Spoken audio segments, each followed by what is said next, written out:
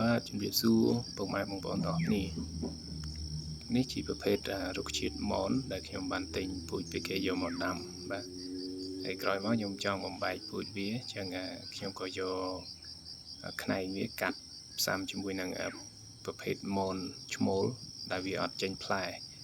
បាទអញ្ចឹងដើម្បីបំបែកពូជឲ្យបានលឿនគឺយើងត្រូវកាត់ខ្នែងវាយកមកបំបែកបាទនេះគឺខ្ញុំកាត់ពីដើមនេះដែលខ្ញុំបានទិញពូជពីគេមកបាទអញ្ចឹងខ្ញុំអត់ចង់កាត់ដើមវាយកទៅបណ្ដោះទេព្រោះយើងចង់បានផលបាទខ្ញុំសុខចិត្តកាត់តែមួយដើមខ្ញុំកាត់តែខ្នែងវាតិចដើម្បីផ្សំបាទបន្ទាប់ពីផ្សំរួចរយៈពេល1ខែបាទនិយាយទៅរយៈពេល1ខែគឺវាដុះល្អហើយបងប្អូនអញ្ចឹងឥឡូវនេះខ្ញុំចាប់ផ្ដើមរៀបចំដីសម្រាប់ដាំវាបាទនៅក្នុងរណ្ដៅនេះខ្ញុំលាយជីលាមកមាន់ស្ងួតបាទដាក់បន្តិចទេយើងអត់ត្រូវការដាក់ច្រើនទេដើម្បីជួយឲ្យមនវាលូតលាស់ល្អបាទអញ្ចឹងការដាំមននេះខ្ញុំដាំចន្លោះពីដើមមួយទៅដើមមួយ2ម៉ែត្របងប្អូនបាទខ្ញុំដាក់2ម៉ែត្រអត់ឲ្យគៀកគ្នាពេកឬក៏គម្លាតឆ្ងាយពេកទេខ្ញុំដាក់តែ2ម៉ែត្របានបាទដើម្បីនៅពេលដែលវាដុះឡើងយើងអាចតែងស្លឹកវាយកផ្លែអញ្ចឹងយើងអាចចងមែកវានឹងជាប់គ្នាបានបាទដាំមននេះគឺរសជាតិវាផ្អែមបងប្អូនជូរអែមបើសិនជាវារៀងនៅស្ទើរប៉ុន្តែបើវាទុំឡើងពណ៌ខ្មៅហើយគឺផ្អែមមែនតើបាទមននេះគឺដើមតម្រនេះគឺដើមឈ្មោលហើយខាងលើនេះគឺដើមញីខ្ញុំធ្វើការកាត់ខ្នែងវាអំបាយបាទបងប្អូនឃើញនេះគឺស្កុតខ្ញុំបិទហើយវាជាប់ហើយចឹងវាដុះហើយចឹងខ្ញុំយកវាមកដាំហើយដើម្បីដាំគឺយើងត្រូវជីកកម្ដៅហើយលីមួយជីលីមួយសัตว์ស្ងួតបាទជាគោឬក៏មាន់ហើយខ្ញុំមានមាន់ខ្ញុំនឹងដាំវាបាទតែពិតមាន់នេះស្រួលដាំមែនតើគ្រាន់តែវាដុះត្រួយថ្មីវាចាប់ដើមចេញផ្លែបាទនេះផ្លែបងប្អូនឃើញផ្លែបាទតែផ្លែនេះខ្ញុំអត់ទុកទេដោយសារតែដើមវានៅតូចចាំឲ្យដើមវារឹងមាំទៅសិនចាំទុកផ្លែឥឡូវខ្ញុំនឹងដាំហើយបងប្អូនចាំទស្សនាពីដាំថ្ងៃនេះដោយសារខ្ញុំអត់មានកំបិតអញ្ចឹងខ្ញុំអត់មានអីកាត់ថង់ខ្ញុំត្រូវហែកតែហែកថង់នេះត្រូវហែកថ្នមបងប្អូនកុំឲ្យបែកដីព្រោះបែកដីទៅធ្វើឲ្យដំណាំយើងងាប់បែករីក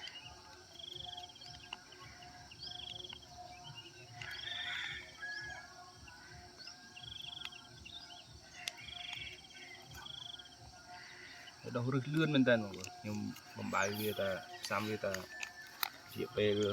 2សប្តាហ៍អញ្ចឹងវាចាប់ផ្ដើមដុះពន្លកបាទបន្ទាប់ពី3ទៅ4សប្តាហ៍វាដុះត្រួយខ្ចីអញ្ចឹងហើយរឹសយើងមើលរឹសមិនដល់1ខែទេបងប្អូនឥឡូវរឹសពេញថង់បាទអញ្ចឹងដើមនេះ 100% គឺរស់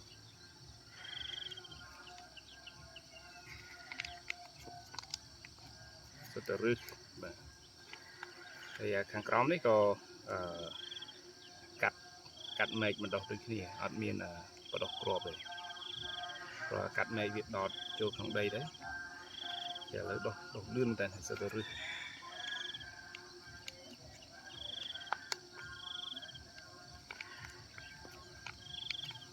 បាទដោយសាររឹសវាខ្ចីដែរអញ្ចឹងយើងបាច់កាត់រឹសហ្នឹង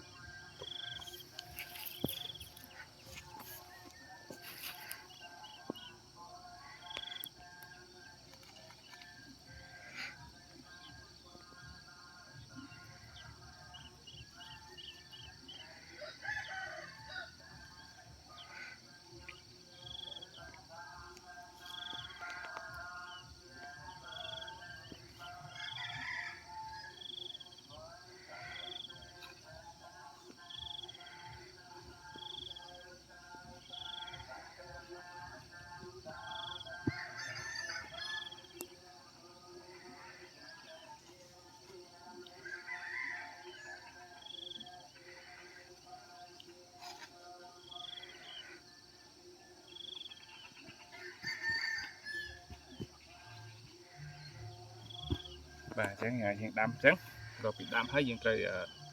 giờ chơi đó về cho tục đi rồi cho bỏ tới việc bạn đang chơi bao nhiêu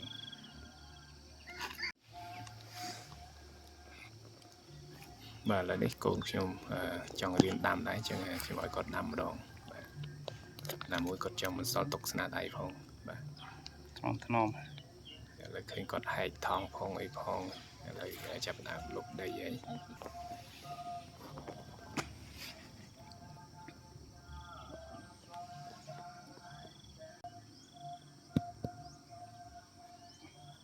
căng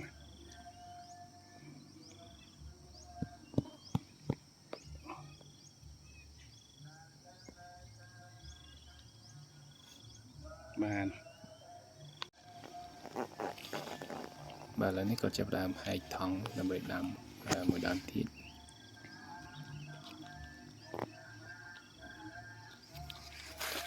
ខ្ញុំដាំមននេះនៅចន្លោះដើមទុរេនណាបងប្អូនបាទដើមទុរេនតូចតូចខ្ញុំទៅដាំបានមួយឆ្នាំជាងគឺដើមទុរេន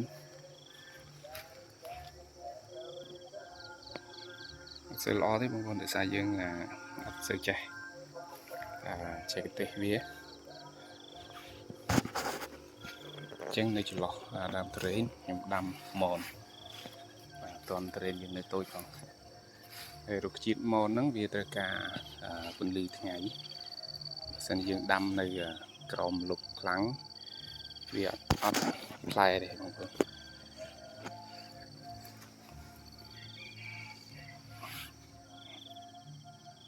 ដើមឈ្មោលនឹងដុះលឿនមែនតើលឿនដុះខ្លាំងទៀតចឹងបាទខ្ញុំយកដើមឈ្មោលនឹងធ្វើជើងតម្រហើយដើមញីតយកផលខាងលើឥឡូវគ្រាន់តែវាដុះប៉ុណ្ណឹងឃើញមានផ្លែវាផ្អែមហ្នឹងបងប្អូននេះមានផ្លែហ្នឹងអត់មានផ្កាទេរុក្ខជាតិហ្នឹងអត់មានផ្កាចេញមកដឹងផ្លែអានេះស្កុតខ្ញុំបំបាយបាទនេះផ្លែវា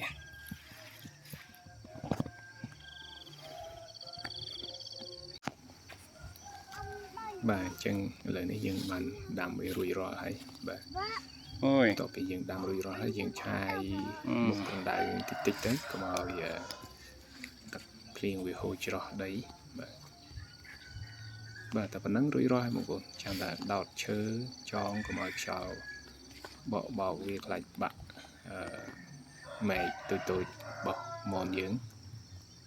បាទតែប៉ុណ្ណឹងរួចរាល់ហើយចាំតែខែប្រាំងស្រោចទឹកបាទខែវស្សាអញ្ចឹងអត់អីទេយើងបាច់ស្រោចទឹកទេបាទប៉ុណ្ណឹងគឺរួចរាល់ហើយបងប្អូនអញ្ចឹងរងចាំ4 ទៅ 5 ខែទៀតគឺយើងអាចបេះផ្លែវាបានហើយបាទហើយកូនស្រីខ្ញុំចូលចិត្តញ៉ាំផ្លែទុំណាស់តនេះគាត់តែងតែទៅបេះបាទអញ្ចឹងអរគុណច្រើនបងប្អូនសម្រាប់ទស្សនាវីដេអូ